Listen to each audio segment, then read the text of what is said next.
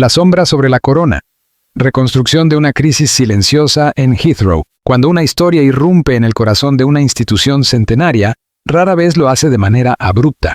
Casi siempre llega precedida por señales mínimas, advertencias ignoradas y decisiones postergadas. El episodio ocurrido una tarde de diciembre, en el aeropuerto de Heathrow, que sacudió los cimientos emocionales de la familia real británica, puede leerse precisamente así, como el desenlace de una cadena de hechos que, durante meses, se desarrollaron lejos del foco público. Este artículo reconstruye un relato de carácter narrativo e investigativo, basado en el texto original proporcionado, con un enfoque analítico y contextual, sin pretensión de establecer hechos judiciales ni afirmaciones probadas. Se trata de una recreación periodística que permite entender cómo se gesta una crisis cuando convergen privilegio, fragilidad personal y falta de intervención oportuna. Eran las 14:17 del 11 de diciembre, cuando la rutina previsible de la Terminal 5 de Heathrow se vio alterada. Los vuelos procedentes de Dubái suelen descargar pasajeros cansados, concentrados únicamente en atravesar los controles lo más rápido posible. Para los agentes de aduanas, cada jornada sigue un patrón reconocible. Sin embargo, esa tarde, algo no encajaba. La agente senior Jennifer Matthews, con casi 2 décadas de experiencia, detectó una anomalía. Un joven de poco más de 20 años, impecablemente vestido, cruzaba el Canal Verde con una seguridad demasiado estudiada. No era nerviosismo evidente, sino un control excesivo de cada gesto. Matthews sabía que ese tipo de autocontrol suele delatar lo contrario. La solicitud de una inspección secundaria fue educada, casi rutinaria. El joven, identificado posteriormente como Frederick Parker B.S.S., accedió sin protestar. Pero en la sala de revisión, tras retirar ropa y objetos personales, apareció el primer indicio serio: un compartimento oculto dentro de un libro de tapa dura. Lo que siguió confirmó la sospecha profesional del agente. No se trataba de un descuido ni de un error casual. En cuestión de minutos, el protocolo ordinario se transformó en una alerta de alto nivel. Los paquetes encontrados, ocultos en compartimentos construidos con precisión profesional, apuntaban a una operación organizada. El análisis preliminar sugería más de 2 kilogramos de cocaína de alta pureza. La situación cambió definitivamente cuando se verificó la identidad del pasajero. El nombre Frederick Parker B.E.S. no era desconocido en ciertos círculos. La comprobación en bases de datos internas confirmó que el joven tenía vínculos directos con la familia real, concretamente como nieto de la reina consorte Camila por línea materna. A partir de ese momento, la respuesta dejó de ser exclusivamente policial y pasó a considerarse un asunto de seguridad nacional. Scotland Yard fue notificado de inmediato, seguido por ISO 5, tal como dictan los protocolos cuando un caso implica a personas relacionadas con la corona. A las 14:42 se realizó la llamada que nadie en Buckingham Palace desea recibir jamás. Un familiar directo de la reina consorte había sido detenido bajo sospecha de tráfico internacional de estupefacientes, con pruebas materiales contundentes. Para comprender cómo se llegó a ese punto, es necesario retroceder al menos 18 meses. Frederick, conocido como Freddy en su entorno, había crecido en un espacio ambiguo, lo suficientemente cercano a la realeza para disfrutar de ciertos privilegios, pero sin el marco rígido de deberes y responsabilidades que define a los herederos directos. Mientras otros miembros jóvenes de la familia eran educados con una hoja de ruta clara, Freddy transitó por colegios exclusivos y trabajos breves obtenidos gracias a contactos familiares. Ninguno prosperó. La primera alarma surgió a comienzos de 2023, cuando fue discretamente apartado de un puesto en una galería de arte londinense tras irregularidades en cuentas de gastos. El episodio se resolvió en silencio. No hubo denuncia. El apellido pesaba más que la necesidad de confrontación. Meses después, en una residencia privada frecuentada por la reina consorte, comenzaron a desaparecer pequeños objetos de valor sentimental. Nada lo suficientemente grave como para levantar un escándalo, pero sí lo bastante recurrente como para inquietar al personal de seguridad. Paralelamente, las apariciones nocturnas de Freddy en locales conocidos por el consumo de sustancias y su presencia en fotografías junto a individuos con antecedentes por delitos financieros empezaron a dibujar un patrón. Su estilo de vida, viajes constantes a Dubái, Ibiza y Mónaco, ropa de diseñador, restaurantes de lujo, no encontraba respaldo en ninguna fuente de ingresos conocida. Los analistas de seguridad lo tenían claro. Vivía muy por encima de sus posibilidades. Las preocupaciones llegaron a instancias más altas del entorno real en el otoño de 2023. En una conversación privada, la princesa Ana habría expresado con franqueza que el comportamiento del joven era incompatible con la estabilidad institucional. No hablaba de rumores, sino de patrones. La respuesta fue humana, incluso previsible. La figura de la abuela protectora pesó más que la lectura fría de los informes. Se optó por pensar que se trataba de excesos juveniles, malas compañías pasajeras, interpretaciones exageradas de la prensa. A comienzos de 2024, el entonces príncipe William solicitó un seguimiento discreto. Los resultados fueron inquietantes. Múltiples viajes breves a Dubái, reuniones con personas bajo vigilancia internacional y visitas a propiedades investigadas por blanqueo de capitales. Más delicado aún fue descubrir que Freddie había solicitado dinero a su abuela para supuestos proyectos empresariales. Las transferencias, que sumaban cerca de 200,000 libras, se realizaron con la convicción de estar ayudando a encaminar su vida. Según los investigadores, esos fondos pudieron haber servido para sostener actividades ilícitas. En octubre de 2024, el padre de Freddie fue confrontado con la magnitud del problema. Admitió haber sospechado, pero nunca imaginó una escala semejante. El miedo al escándalo, a dañar la imagen de su madre, había paralizado cualquier acción contundente. Se intentó una intervención familiar, rehabilitación, corte de fondos, límites claros. La respuesta fue negativa. Días después, Freddie tomó un vuelo a Dubái. 4 días más tarde, regresó a Londres. Y fue en ese regreso donde la historia, inevitablemente, alcanzó su punto de no retorno. A las 16 horas, los resultados preliminares del laboratorio confirmaron lo que los agentes temían desde el primer momento. Los paquetes incautados contenían cocaína de alta pureza, con un valor estimado en la calle que superaba las 400,000 libras esterlinas. Sin embargo, la gravedad del caso no residía únicamente en la cantidad ni en la calidad de la sustancia. Lo que transformó una operación de tráfico de drogas en un potencial incidente de alcance internacional fue el análisis forense de la propia cocaína. Los expertos detectaron una firma química muy concreta, coincidente con un lote que las fuerzas de seguridad británicas y emiratíes llevaban meses siguiendo. Se trataba de cocaína procedente de un cártel colombiano con redes de distribución consolidadas en Europa y Oriente Medio. Esa coincidencia descartaba de inmediato la hipótesis del error aislado o del transporte improvisado.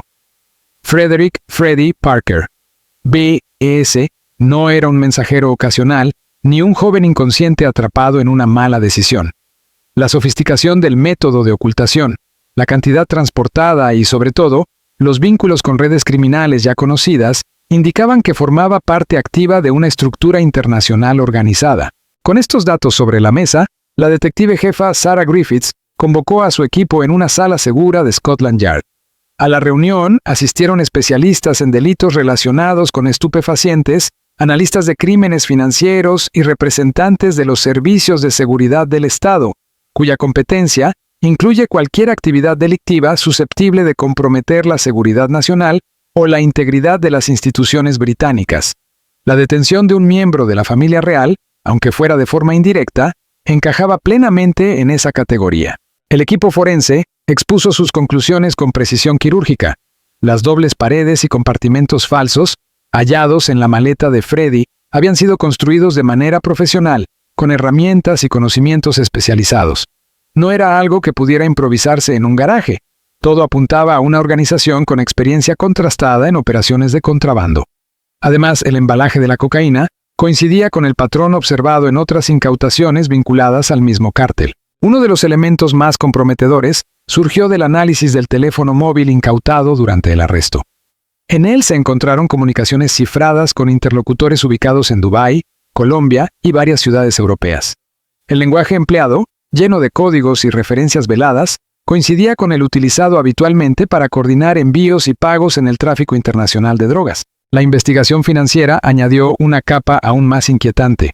En los últimos 18 meses, Freddie había recibido transferencias por un total cercano a las 600,000 libras desde sociedades pantalla registradas en paraísos fiscales, entidades ya vinculadas por los servicios de inteligencia a operaciones de blanqueo de capitales.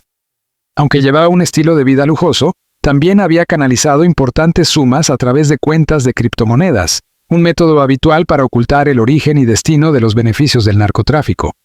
Los analistas estimaron que había facilitado el movimiento de al menos 2 millones de libras, quedándose con una comisión por su papel en la red. El hallazgo más explosivo llegó al cruzar los registros de viajes con las rutas conocidas del tráfico de drogas. En apenas 15 meses, Freddy había realizado 9 viajes a Dubái, además de desplazamientos no declarados a Bogotá, Ámsterdam y Casablanca. Esos trayectos no figuraban en ninguna agenda oficial, y según los investigadores, habían sido deliberadamente ocultados. En varias ocasiones coincidió en vuelos con individuos bajo investigación activa por delitos similares. El patrón era claro e inequívoco. No se trataba de un error juvenil, sino de la actividad sostenida de un miembro operativo de una organización criminal internacional. Para la detective Griffiths, las implicaciones iban mucho más allá de la imputación de un solo individuo.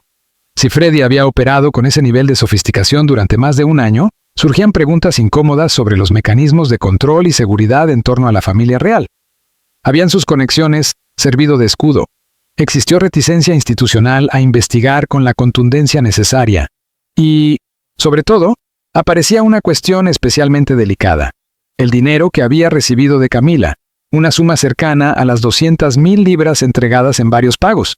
Aunque no se planteaba una implicación criminal directa por parte de la reina consorte, los investigadores no podían ignorar que ese dinero pudo haber sido utilizado para financiar operaciones de tráfico.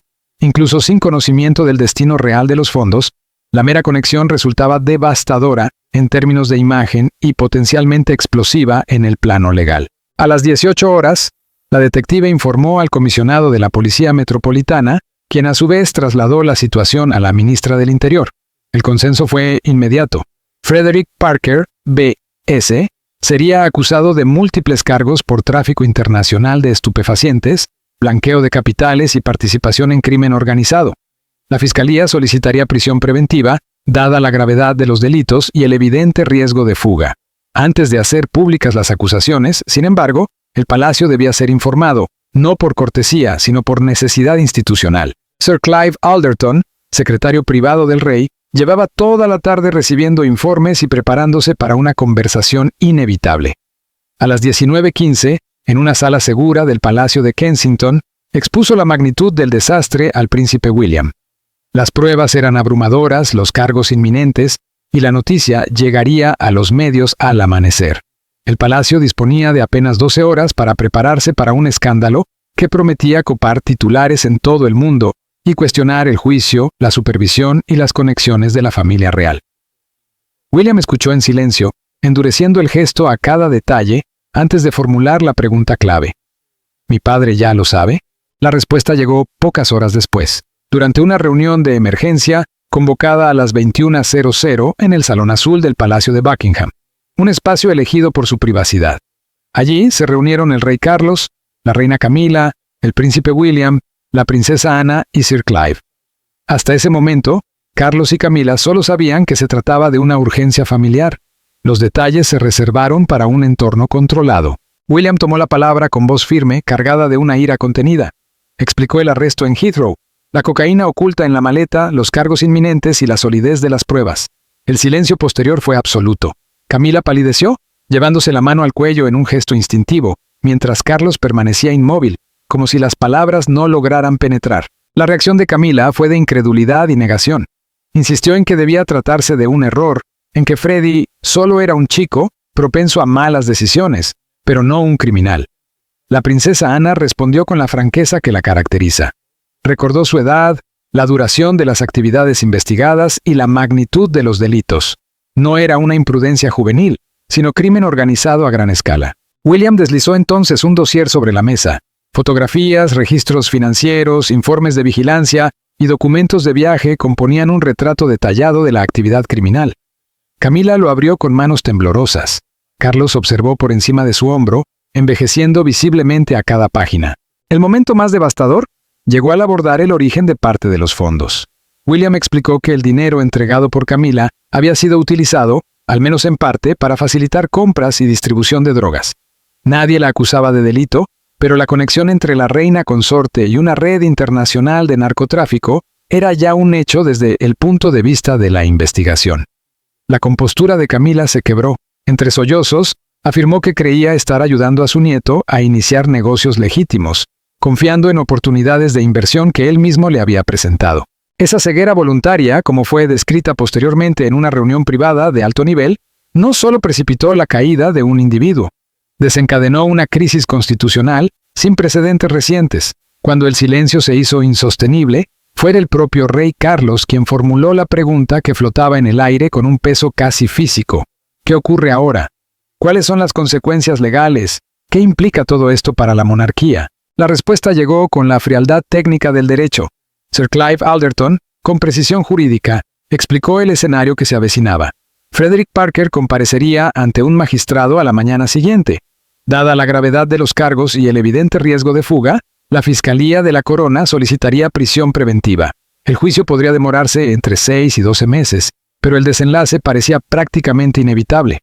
La solidez de las pruebas hacía que una condena fuera casi segura. La pena mínima estimada superaba los 10 años de prisión, con la posibilidad de una condena mucho mayor debido a la magnitud de la operación criminal atribuida. Sin embargo, el destino judicial de Freddy, por severo que fuera, quedaba eclipsado por el impacto institucional. La monarquía se enfrentaba a una tormenta mediática de proporciones históricas. Cada detalle de la vida del acusado sería diseccionado con lupa. Su relación con Camila, el dinero que había recibido, el estilo de vida que llevaba, las preguntas incómodas sobre la seguridad del palacio y sobre si su apellido le había servido de escudo para operar con impunidad. Se cuestionaría por qué nadie intervino antes y si las conexiones reales habían facilitado, directa o indirectamente, sus actividades ilícitas. La gestión de la comunicación se convirtió en una urgencia absoluta. El silencio no era una opción. El arresto sería de dominio público al amanecer y cualquier declaración debía caminar sobre una cuerda floja, mostrar firmeza frente al tráfico de sustancias, no interferir en el proceso judicial, reconocer el vínculo familiar sin asumir responsabilidad institucional y, al mismo tiempo, explicar el apoyo financiero de Camila sin que pareciera que el palacio había financiado el crimen organizado. La postura de William fue tajante y sin matices. No habría protección ni minimización. El mensaje debía dejar claro que Frederick Parker enfrentaría todas las consecuencias de sus actos sin interferencias ni favores.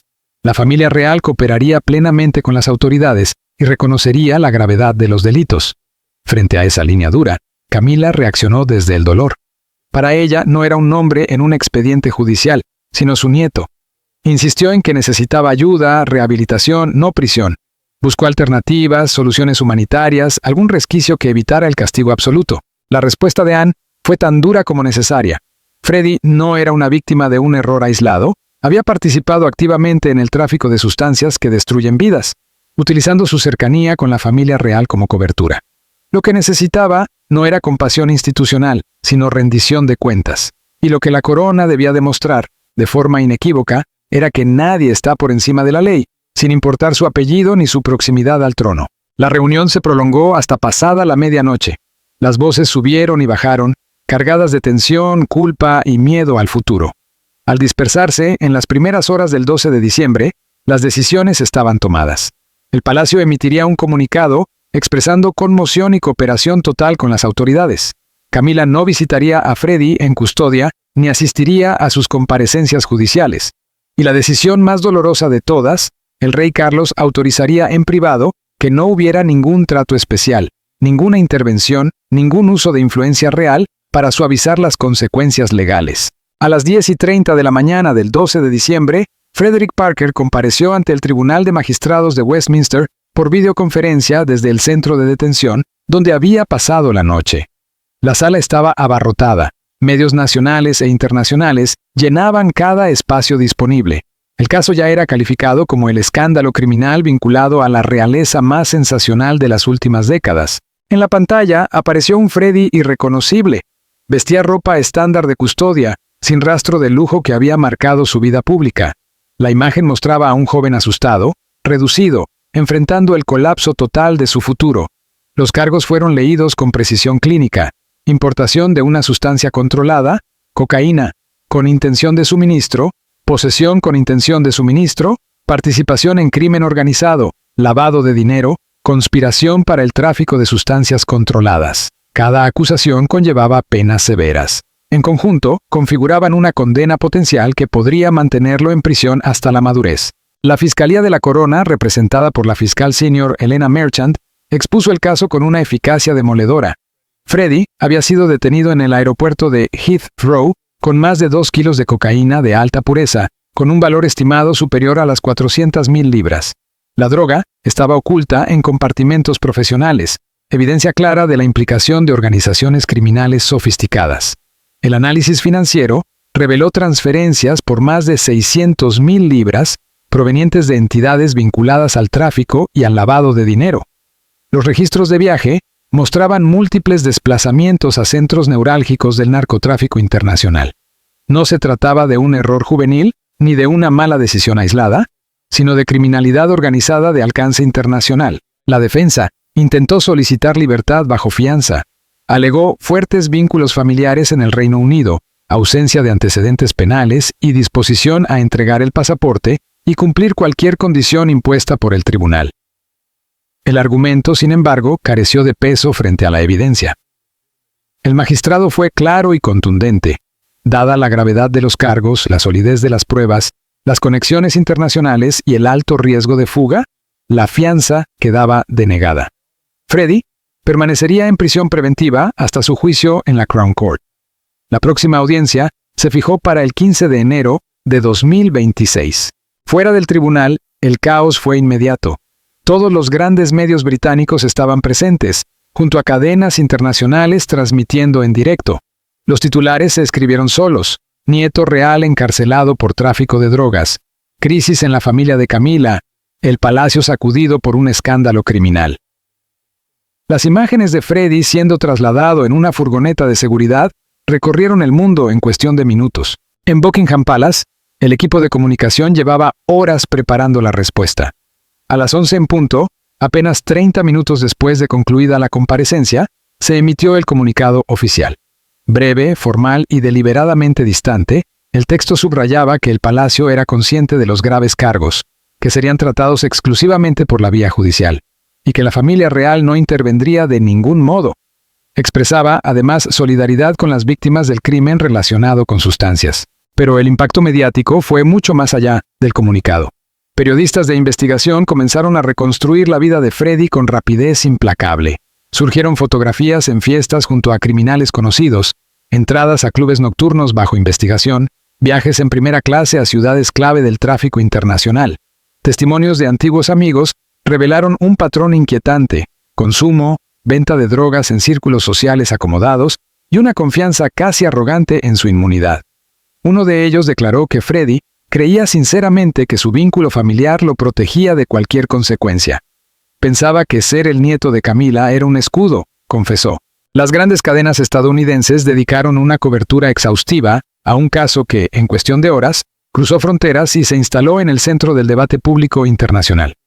CNN y CBS emitieron especiales de 1 hora, analizando no solo los hechos, sino también sus implicaciones para la audiencia estadounidense, en particular para los espectadores de mayor edad, tradicionalmente atentos a las noticias de la realeza británica.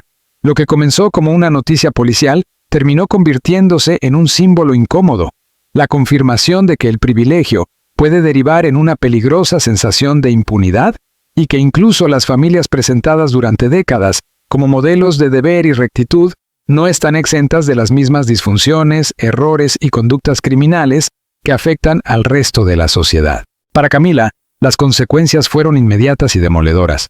La opinión pública, que nunca había sido completamente cálida con ella, debido a la sombra persistente de la historia con Diana, viró con rapidez hacia un rechazo abierto.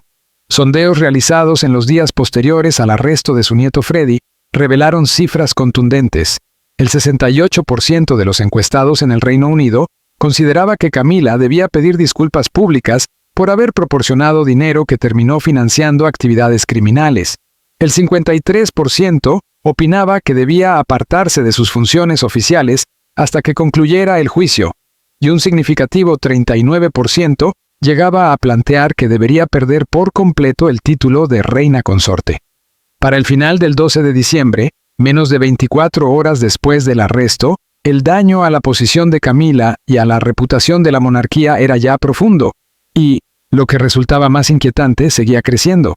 El proceso judicial no se celebraría hasta meses después, lo que garantizaba que el escándalo continuaría dominando titulares bien entrado 2026. A medida que avanzaba diciembre y el impacto inicial daba paso a una realidad más pesada y persistente, comenzó a hacerse visible el verdadero alcance del daño. No se trataba únicamente del comportamiento delictivo de un individuo. El caso se transformó en un referéndum público sobre privilegio, responsabilidad y sobre hasta qué punto las conexiones reales habían permitido que alguien, que debería haber sido detenido mucho antes, llegara a introducir 2 kilos de cocaína a través del aeropuerto de Heathrow. Dentro del Palacio de Buckingham, el ambiente era descrito como lúgubre. Empleados con décadas de servicio aseguraban no haber vivido un clima tan sombrío desde los días más oscuros de los escándalos de Diana y del príncipe Andrés. La diferencia fundamental, señalaban, era que aquellas crisis involucraban a personas con roles oficiales dentro de la institución. Freddie, en cambio, ocupaba una posición periférica, y aún así, sus actos habían provocado una devastación comparable, recordando que la vulnerabilidad de la monarquía no se limita únicamente a sus miembros activos. El rey Carlos III se replegó en una devastación silenciosa. Se sentía traicionado por el juicio de Camila, molesto por su negativa a atender advertencias previas y, al mismo tiempo, culpable por no haber intervenido de forma más firme cuando aún había margen de maniobra. La relación entre Carlos y Camila, ya sometida a presiones previas, sufrió un golpe que algunos observadores consideraron potencialmente irreparable. Continuaron apareciendo juntos en actos oficiales, pero la calidez que antes caracterizaba su vínculo parecía haberse diluido, sustituida por una cortesía rígida que dejaba entrever fracturas más profundas. Para Camila, las consecuencias se extendieron tanto al plano público como al privado. Se retiró de varios compromisos previstos para enero, oficialmente por motivos de salud, aunque para casi todos estaba claro que la verdadera causa era el escándalo. Cuando volvió a mostrarse en público, se encontró con protestas y multitudes hostiles, algo que no experimentaba desde hacía años. La narrativa de redención y aceptación que había construido pacientemente durante décadas quedó gravemente dañada. Volvió a ser una figura controvertida, ya no por su relación con Carlos, sino por lo que muchos percibieron como una ceguera imperdonable ante las actividades criminales de su nieto. Tom Parker Bowles, padre de Freddie, desapareció casi por completo del foco mediático. Emitió un breve comunicado en el que expresaba su devastación y pedía disculpas a todos los afectados por las acciones de su hijo, pero optó por el silencio a partir de entonces. Personas cercanas aseguraron que había iniciado terapia, intentando procesar la compleja mezcla de emociones que implica amar a un hijo y, al mismo tiempo, reconocer que ese hijo se ha convertido en alguien prácticamente desconocido.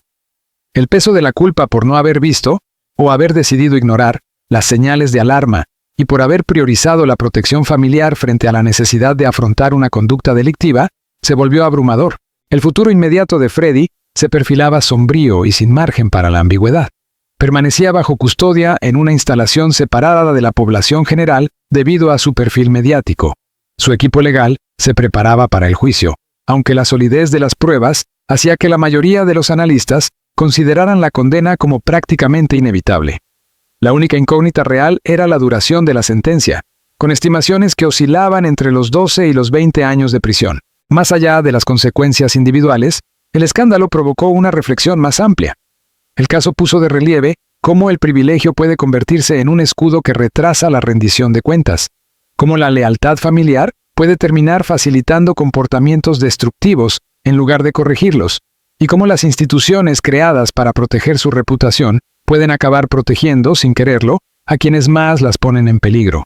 El príncipe Guillermo aprovechó la crisis para impulsar reformas que llevaba años defendiendo.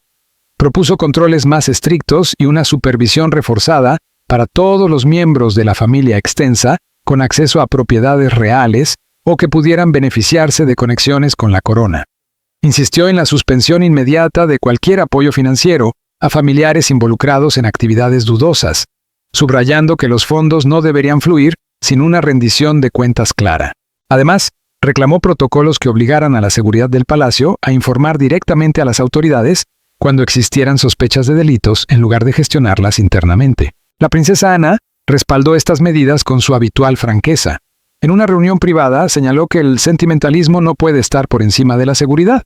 Si alguien representa un riesgo para la institución, ese riesgo debe abordarse de inmediato, sin dejarse influir por los lazos familiares. Proteger la monarquía, afirmó, a veces implica negarse a proteger a las personas que forman parte de ella. El debate público se extendió más allá de la familia real y alcanzó cuestiones estructurales sobre clase, privilegio y justicia. Muchos observadores coincidieron en que, de no haber contado Freddie con conexiones reales y con los 200,000 libras que Camila le proporcionó, probablemente habría sido detenido antes o nunca habría tenido los recursos necesarios para operar a un nivel tan alto. El privilegio no lo protegió del arresto final, pero sí le permitió prolongar durante más tiempo una actividad criminal que, en otras circunstancias, habría sido detectada mucho antes. Desde una perspectiva personal, seguir el desarrollo de esta tragedia deja una lección que trasciende palacios y títulos. El mayor daño que podemos causar a quienes amamos es protegerlos de las consecuencias de sus propios actos. Camila amaba a su nieto, y ese amor era genuino y comprensible. Sin embargo, expresarlo mediante apoyo financiero sin controles y mediante la negación de señales evidentes no lo ayudó. Por el contrario, le permitió hundirse más profundamente en un camino que terminó destruyéndolo. Todas las familias, en mayor o menor medida, se enfrentan a dilemas similares, pero la protección sin responsabilidad no es amor, es encubrimiento. Y el encubrimiento, aunque nazca de buenas intenciones, termina dañando precisamente a quienes pretende salvar. La monarquía sobrevivirá a este escándalo. Freddie cumplirá su condena y, algún día, saldrá para intentar reconstruir la vida que le quede por delante. Camila continuará en su rol, aunque debilitada y marcada para siempre por este grave error de juicio. La familia seguirá adelante, cargando cicatrices visibles e invisibles, pero quizá con una comprensión más clara de que la lealtad a la institución y a la verdad debe, en ocasiones, imponerse a la lealtad hacia individuos concretos, por mucho que se los ame. A medida que el invierno se intensificaba, una verdad permanecía ineludible. La confianza, una vez rota, necesita años para reconstruirse. El privilegio, cuando se abusa de él, contamina a todos los que están cerca. Y las lecciones más duras suelen ser aquellas que más desesperadamente tratamos de evitar. El arresto del nieto de Camila recuerda que el privilegio no protege de las consecuencias, solo retrasa la rendición de cuentas hasta el momento en que esas consecuencias, inevitablemente, llegan.